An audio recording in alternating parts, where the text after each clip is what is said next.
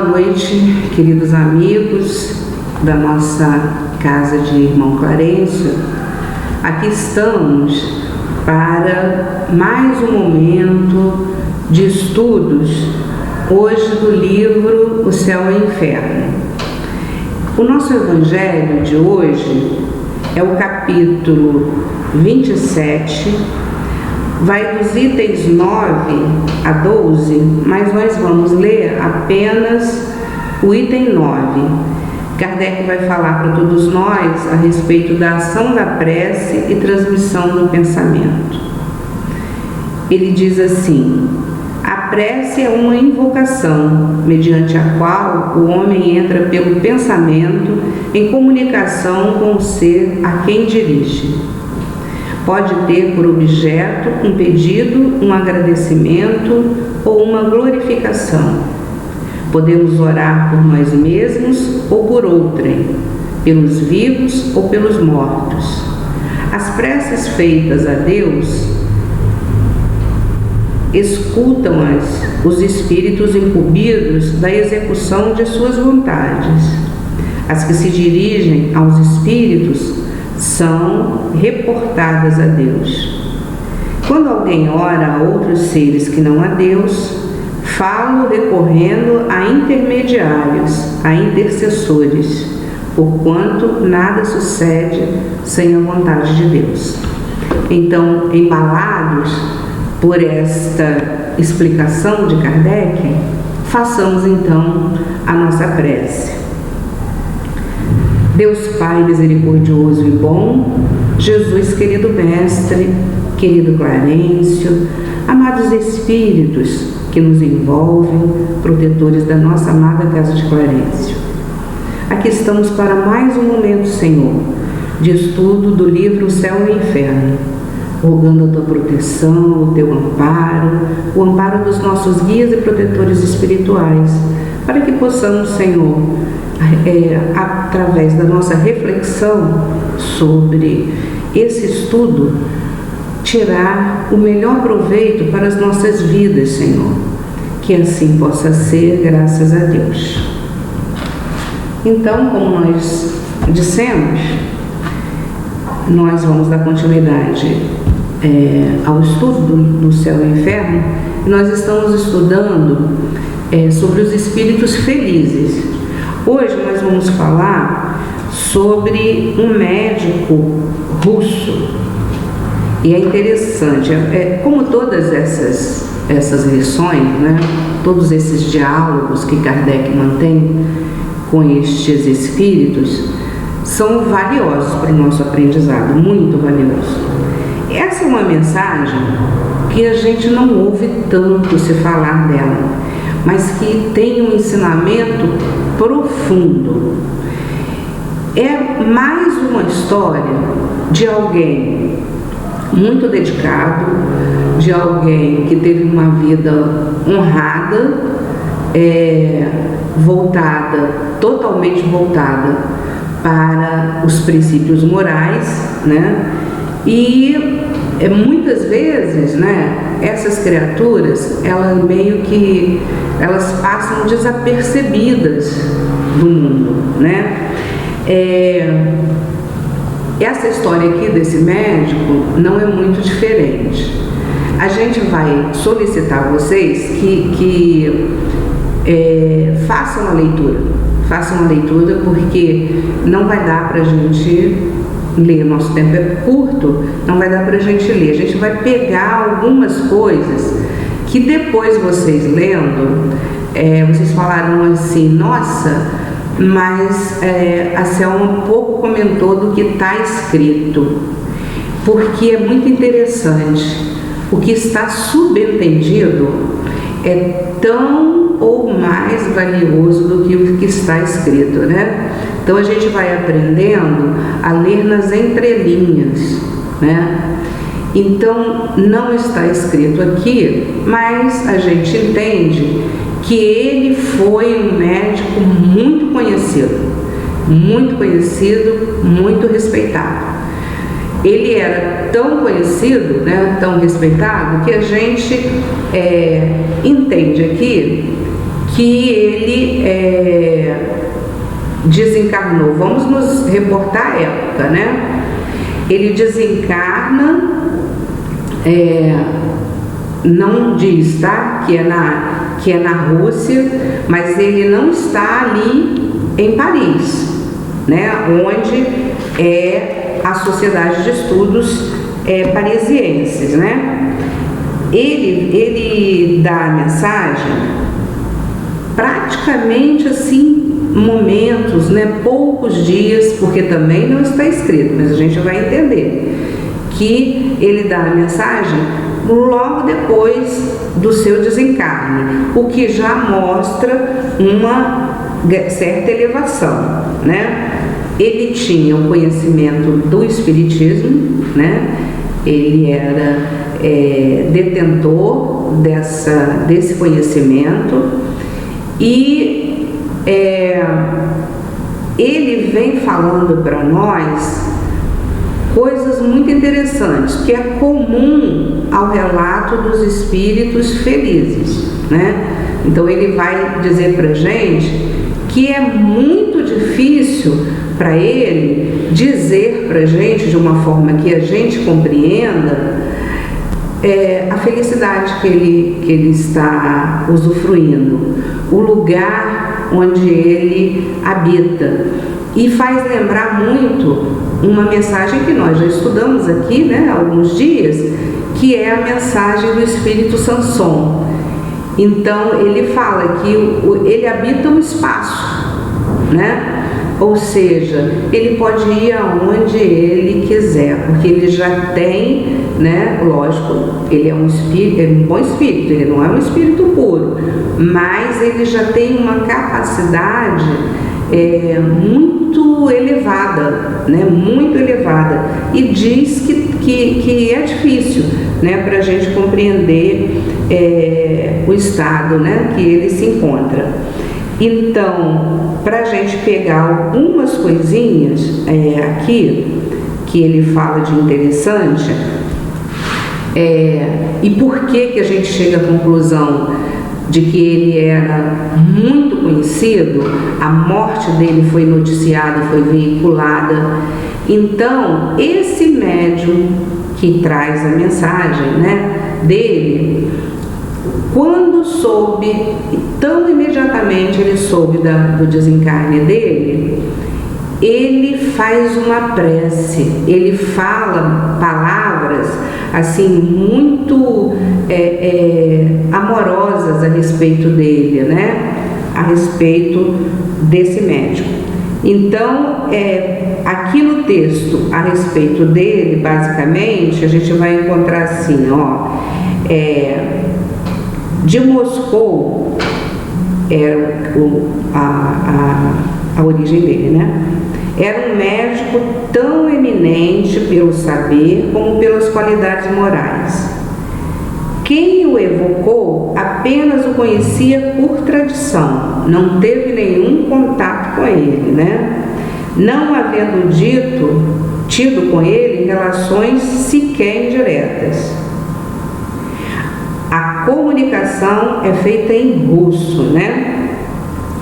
E aí vamos a pergunta, né? A primeira pergunta que eles fazem lá, normalmente, para eles, né, se ele está presente. E aí ele responde assim: no dia da minha morte, vos persegui com a minha presença e resististes às tentativas que fiz para escreverdes. As palavras que a meu respeito dissestes deram ocasião a que vos reconhecesse, e daí o desejo de me entreter convosco para o vosso benefício. A gente lendo aqui dá a impressão que ele não é tão elevado assim, né? Porque ele fala aqui, né? Ele diz aqui no texto, assim: vos persegui com minha presença. Na verdade, a palavra não é bem essa, né? A tradução não foi muito feliz, pelo relato que a gente vai ver depois. A gente sabe que o espírito superior, o bom espírito, ele não persegue da maneira que a gente entende o que seja perseguição. Então, quando ele diz aqui que perseguiu, foi porque o pensamento, a prece, de repente ele não estava nem, o médium não tinha nem a intenção de fazer uma prece, mas foi tão carinhoso, foi tão sincero o que ele disse a respeito dele, que isso o atraiu de imediato, né? E tanto que lá na frente ele vai dizer que ele foi a primeira pessoa que ele viu. Logo que ele deixa o corpo, o médium é a primeira pessoa que ele viu. E a gente vai vendo aqui a importância, né, do médium, porque a gente vai aprender nessa lição, quando a gente presta mais atenção nela, com o espírito e com o médium. E a gente pode afirmar, né, sem medo de estar errado, que esse médium é um bom médium, né? Conforme Kardec fala pra gente lá no livro dos espíritos, no livro dos médiuns, que ele é um médium modesto, tanto é que a gente não sabe, você lê aqui, você não sabe quem é esse médium, porque não interessa quem tenha sido o médium, o que interessa é a mensagem, é o conteúdo do que o Espírito trouxe. Então ele não é identificado aqui em nenhum momento. O próprio médico, como a gente vê, né, é um médico russo, nem o nome dele fala. Então a gente pode dizer que na época ele foi muito conhecido, e talvez lá hoje ainda, né, alguns se lembrem, a gente não sabe do trabalho que ele desenvolveu lá, mas era, como a gente lê aqui, né, ele era um médium eminente, e em nenhum momento ele fez questão de se identificar, né?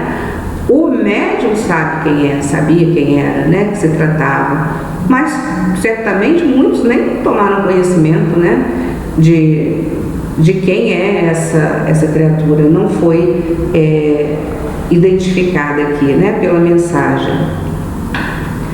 E aí segue a pergunta, né? Outra pergunta: como eres? Por que sofreste tanto? Porque ele, sendo uma pessoa boa, né, uma pessoa honrada, né, uma pessoa que tinha lá, né, tanto que esse médium não o conheceu pessoalmente, mas conhecia pelo caráter, né, tanto que ele endereça ele, quando sabe do desencarne, endereça em pensamentos assim elevados, né, para ele, de tal modo que consegue que ele venha ter com ele, né? E aí ele pergunta: por quê? Por que sofrestes tanto? É uma ideia, né, que nós fazemos a respeito do sofrimento ainda bem equivocada, né? Nós ainda temos muito medo da dor, resistência, né, à dor. Mas ela é necessária, como Leon Denis fala pra gente, né? Ela é necessária ao nosso crescimento. E ele vai reforçar pra gente essa ideia com a resposta dele, né? Então ele diz assim: porque ao Senhor aprouve fazer-me sentir duplamente por esse meio o preço da minha libertação, querendo ao mesmo tempo que na terra progredisse o mais possível. Aí a gente traz a lembrança dois grandes espíritos, muito conhecidos de todos nós, que passaram por sofrimentos, que passaram por dores, né? E que a gente fala assim: nossa, mas não merecia, né? Por que passar por isso? Um é Eurípides Barçanufo, não tem como não lembrar dele, vivendo esse momento que a gente está vivendo. Eurípides não teve uma vida nada fácil, né? Uma vida bastante conturbada. Aqueles que o conhecem sabem, e aqueles que não conhecem é bom, né, procurar conhecer. É um espírito que nos ensina muito. Então, uma infância muito difícil, doente, passando privações mesmo. E ele desencarna justamente numa pandemia, a gente pode dizer, né? Na pandemia da gripe espanhola, né? Então, a gente fala assim, nossa, mas como Deus permite? Por que Deus permitiu isso? A gente ainda vê a dor e a morte como algo ainda muito difícil, né? Nós lidamos ainda muito difícil, de uma forma muito difícil com tudo isso. Mas a gente vai, todos nós vamos desencarnar um dia. A gente não vai ficar aqui, né? De uma forma ou de outra a gente vai desencarnar. E ele, a maneira como ele desencarna, né? A gente lembra aí daquele período da primeira onda que nós tivemos aí, onde todos nós, né? Todos nós nos escondemos e fomos para dentro de casa, e necessário lá, né? Seguir as orientações lá, teve o lockdown, e todos nós ficamos ali, escondidinhos, né? Qual foi o comportamento dele? De socorrer todos aqueles que estavam doentes, e ele contrai a gripe nesse socorro, né? Nesse socorro. Mas por que ele vai naquela hora e ele contrai? Porque o que ele tinha que fazer, ele já tinha feito. A missão dele já tinha sido cumprida, né? Então a gente fala, nossa, mas era tão jovem, tudo isso é tudo que a gente já conhece.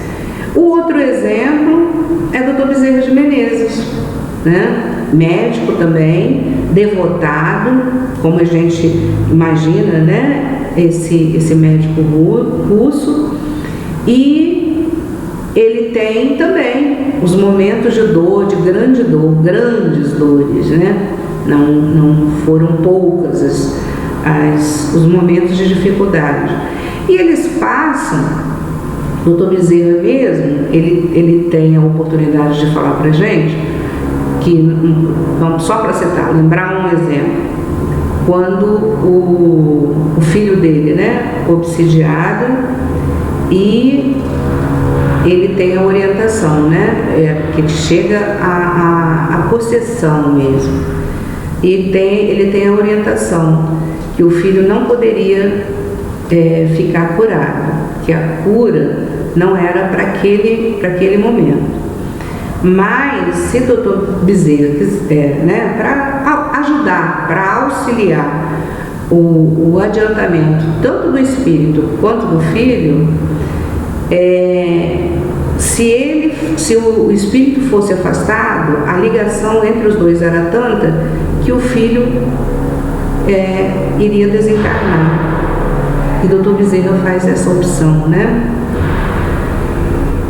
Com certeza foi difícil, foi com dor, mas ele já, diferente de nós, não vê na morte um fim, né? Então ele, por amor ao filho, por amor ao espírito, que é muito interessante, né? Vale a pena a gente lembrar, ele faz a opção pelo desligamento ali dos dois, né? Então, e ele próprio, quando desencarna lá naquele processo doloroso, muitos dias, né, acamado com uma doença grande. Então, ele fala, no caso da obsessão, o Dr. Bezerra diz pra gente que aquele espírito, ele era credor, na verdade, né, porque ele tinha sido muito prejudicado por ambos, por Dr. Bezerra e pelo filho, em existências passadas. E aí ele se sentia no direito de estar cobrando, né, esse débito. Ah, mas por que Dr. Bezerra não foi obsidiado? Porque o Dr. Bezerra já não dava mais, né? O Dr. Bezerra caminhou, o filho ainda, né, tinha lá que aprender com aquela situação. O Dr. Bezerra não deixa de passar pela dor, porque é a dor do filho ali, né? E quem é pai e mãe sabe o quanto a dor do filho dói na gente. Então foram dois exemplos que a gente lembrou, de espíritos bons, de espíritos já com conquista, e como esse médico russo, ele também passa por essa dor. E aí é perguntado a ele, né, mesmo diante de tanta dor, você tinha fé, a certeza de Deus? Foi doloroso o desencarne, o desenlace? E ele disse que nem sentiu, né? Que foi um instante breve e a fé que ele tinha em Deus era tão grande para que ele não tivesse, né, nenhum medo, não tinha esse terror que muitos de nós ainda tem do momento do desprendimento, né? E que de forma nenhuma esse desprendimento foi doloroso. Aí, avançando um pouco mais por causa da hora, ele é perguntado a ele, né, que região ele habita. E aí olha a resposta que vem. Ele diz assim: tudo que não seja planeta, porque é perguntado a ele em qual planeta ele está habitando, né? Aí ele fala: tudo que não seja planeta constitui o que chamais espaço, e é nesse que permaneço. Então a gente volta lá à informação de Sansão, quando ele diz, né, que é espírito imortal, que a pátria é o espaço e que o nosso futuro é Deus, né, que reina na imensidade. É um pensamento bonito, né, e muito verdadeiro. E aí ele continua: o homem não pode, contudo, calcular, fazer ideia sequer do número de gradações dessa imensidade. Que infinidade de escalas nessa escada de Jacó, que vai da terra ao céu. Isto é, do aviltamento da nossa condição, né, de encarnado no mundo inferior, como esse, até a depuração completa da alma. Ao lugar que ora me encontro, não se chega senão depois de uma série enorme de provas, ou por outra, de encarnações. E aí ele continua perguntando, né? Logo, deveis ter tido muitas existências. A resposta: nem podia ser de outra maneira. Então é incalculável, né? Nada há excepcional na ordem imutável do universo estabelecida por Deus. A recompensa só pode vir depois da luta vencida. Então, quando a gente reclama, né, deste momento de muita dor, que realmente é, ninguém está dizendo que não seja, né? É de muita dor para todos nós estamos passando por provações muito difíceis, mas a gente deve alicerçar a nossa fé em Deus, ter a confiança de que todos nós passaremos com dignidade, se tivermos essa fé sempre robustecida, alimentada. Tem horas que até bate, né, um certo desânimo, mas a gente não deve deixar que ele tome conta. A gente começa a sentir que está desanimado. Opa, qual é o recurso? O Evangelho de hoje nos trouxe a resposta, né?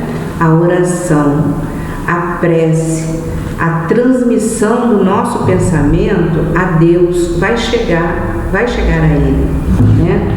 E vem também o socorro, basta que a gente fique atento para perceber, né, esse socorro chegando, ele vem. Aí, gente, como são várias perguntas, e a gente queria mostrar, né, porque é interessante que a gente já tinha lido, mas é como eu falei no início, às vezes nos passa desapercebido, né, essas informações. Por que a gente diz que o médium é uma pessoa séria, é uma pessoa devotada, é modesta? Tá tudo lá no início. A gente vai chegar à conclusão lá no final. Porque quando ele fala do médico, quando ele soube do desencarne do médico, e o médico tem essa atração por conta do sentimento, do pensamento elevado dele, e se aproxima dele, ele registra a presença. Tanto que ele o evoca depois na reunião, né? Ele não dá passividade naquele primeiro momento. Então, ele sente a presença, ele registra ali aquela presença junto dele, mas ele não estava preparado, não era o momento de dar passividade, né? Então, na reunião próxima, ele faz a evocação. E aí o médico fala, né, para ele, que ele sentiu, logo que o viu, ele o reconheceu, como a gente viu lá, né? Ele o reconheceu. Na verdade, não é reconhecer ele, aquele médium, aquela criatura. Eles não tiveram contato. Ele reconhece a mediunidade, a seriedade com que ele lida com a mediunidade. Isso foi o que atraiu, o conhecimento da doutrina espírita que ele conhecia. Então ele vai informar isso pra gente mais à frente, lá no final. Por quê? Porque o médium, né, pergunta para ele: por quê? Por que você se ligou a mim, né? E aí o que ele diz, né? Ele fala assim, ele pergunta: tiveste a bondade de exprimir o desejo de ser-me útil. Peço-vos digais por quê.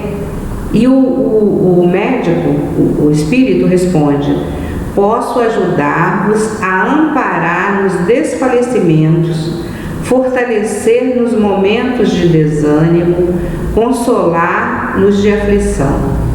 Se a vossa fé se abalar e qualquer comoção nos perturbar, evocai-me, porque Deus me permitirá vê-lo, fazer lembrando, atraindo-vos para ele. Se vos sentirdes prestes a sucumbir ao peso das más tendências, que a própria consciência acusa de culposas, chamai-me ainda, porque eu vos ajudarei a carregar a vossa cruz, tal como a Jesus ajudaram a carregar aquela donde tão somente deveria proclamar a verdade, a caridade. Se vacilardes ao peso dos próprios desabores, quando o desespero de vós se apodere, ainda uma vez chamai-me, para que venha arrancar-vos do abismo, falando-vos espiritualmente, lembrando deveres e impostos, não por considerações sociais ou materiais, mas pelo amor que vos transfundirei da alma, amor por Deus, a mim concedido, em favor dos que por ele podem salvar-se. Aí ele continua falando, né, uma série de momentos em que ele pode ser evocado. Não tinha nenhum conhecimento dele, passou a ter esse carinho todo em razão do carinho que o médium demonstrou sentir por ele, o respeito, né, pela sua figura, pelo trabalho que ele desenvolveu. E neste momento, essa onda de amor, né, o envolve. Daí a gente concluir, né, que o médium, a gente vê ali, ele mostra, né, a disciplina, a modéstia, como a gente já viu, né, o devotamento ao trabalho e a sinceridade, né, a sinceridade que ele demonstra, né, ter dos sentimentos, né, o comportamento dele todo nos leva a ter esse tipo de conclusão. E aí ele diz assim, né, mas eu não me sentia merecedor. Mais uma vez ele está mostrando aí a modéstia, né? Então ele diz assim: por que faço jus a essa proteção que quereis dispensar? E olha a resposta que interessante. Eis a razão. A vós me afeiçoei logo no dia da minha morte, né? É que como espírito vos vi do espiritismo adepto sincero e bom médium, né? Então ele mesmo diz, ele fala para ele, né? Ele é um bom médium. E como dentre tantos por aí, deixei foste vós que vi primeiramente. Tem um monte, né? Tem um monte de médium, mas ele foi atraído pelo carinho, né? Que esse médium demonstrou por ele. Mas olha só, não é só pelo médium, a intenção é muito maior. É para a gente ver, né? O quanto ele é um espírito já de conquistas, né? O amor que ele tem pela doutrina e o amor que ele tem pelas criaturas em geral. Então ele diz para ele assim, deixa eu ver aqui, o proveito não é apenas vosso, mas também dos que deveis instruir no conhecimento da verdade. Na vossa missão, podeis ver uma prova eloquente do amor de Deus para convosco. Os que a vós se chegarem, pouco a pouco, se tornarão crentes, e aos mais refratários, em vos ouvindo, também chegará, embora mais tarde, a vez de crer. Desanimar nunca, caminhar sempre, apesar dos pedregulhos. Tomai-me por apoio nos momentos de desânimo. E aí eu fiquei lembrando, né, de cada um de nós. A gente está falando mais voltado para os médiuns, mas como ele diz aqui, né, a todos aqueles que o procurarem indistintamente. Então serve para os médiuns como mais um incentivo a procurarmos seguir as orientações que Kardec, que a Casa Espírita passa a todos nós, né? Então ele diz aqui, ter a confiança, né? Temos a confiança em Deus, mas como a dor dói, às vezes o desânimo chega. E aí ele diz para o médium, né? Nesse momento me chama, que eu vou estar perto, Deus vai permitir que eu venha para ali injetar ânimo novo. Vê se isso não acontece com todos nós. Com todos nós. Às vezes, a gente mesmo sem ser aquele médium ostensivo, a gente fala assim, nossa, eu até me virei para ver se tinha alguém atrás de mim, porque eu senti a presença tão forte ali, me passando segurança, me impulsionando. E muitas vezes a gente esquece desse recurso, né? Então, como a gente estava dizendo, não precisa ser médium. Todos nós estamos no mesmo barco, passando pelas mesmas dores, temos as mesmas dificuldades. Então, no momento da nossa dificuldade, lembremos, mas ele não disse o nome dele, não tem problema, lembra lá, desse médico russo, né? O médico russo que impulsionou tanto, que deu tanta coragem para aquele médium, e não precisa, já que a gente não sabe o nome dele, a gente tem próximo a nós, e que a gente esquece muito, do nosso anjo guardião, né? Esse espírito também designado por Deus para nos auxiliar nessa jornada. E muitas vezes a gente esquece de pedir o socorro a esse benfeitor amigo, né? Ninguém melhor do que ele nos conhece e poderá nos incentivar e nos mostrar muitas vezes um caminho no momento do sono.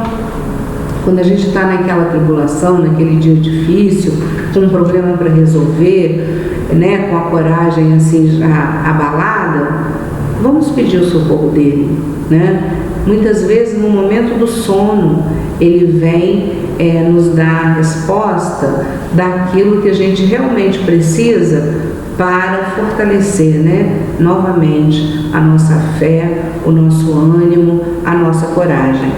Então, a gente recomenda mesmo a leitura, porque é bastante rica, né? E, assim, o tempo é muito curto, para que a gente aqui possa fazer a leitura do caso, mas que a gente procure lá o livro e releia, né? Releia, preste atenção nesses detalhes todos, né? Que é bastante interessante. A gente vai ter outras mensagens aqui até a conclusão, né, desse capítulo, e todas elas vão trazer para a gente vai trazer para a gente um ensinamento, a gente vai se afinizar um pouco mais, um pouco menos, né, com todos eles, mas com certeza a gente tem a aprender com todos esses espíritos. Temos muito a agradecer, né, a esse trabalho glorioso de Kardec. E a gente acha que esses exemplos ficaram lá atrás, né? Ficaram lá no passado. Não, eles continuam, né? A gente continua tendo exemplos de médiuns assim, dedicados, médiuns seguros, que nos orientam. Então, meus queridos, chegamos ao final, né, do nosso tempo, e a gente agradece muito, né, o carinho de todos vocês e convida vocês a continuar estudando conosco, estudando a doutrina dos Espíritos. Então, vamos novamente unir os nossos pensamentos e agradecer profundamente a esse espírito, né? Esse médico russo tão dedicado, a esse médium que nos dá o exemplo aí de um médium seguro, de um bom médium, que todos nós procuremos nos espelhar nesse exemplo e que procuremos seguir adiante com as bênçãos do Pai. Abençoe, Senhor, a todos nós, a nossa casa espírita e a cada lar, Senhor, que neste momento recebe essa doce e serena presença, que é a Tua presença, Senhor Jesus, junto a nós. Em Teu nome, Pai, em nome de Jesus, em nome de Clarencio e desse médico russo, damos por encerrado o nosso estudo da noite de hoje. Que assim seja, graças a Deus.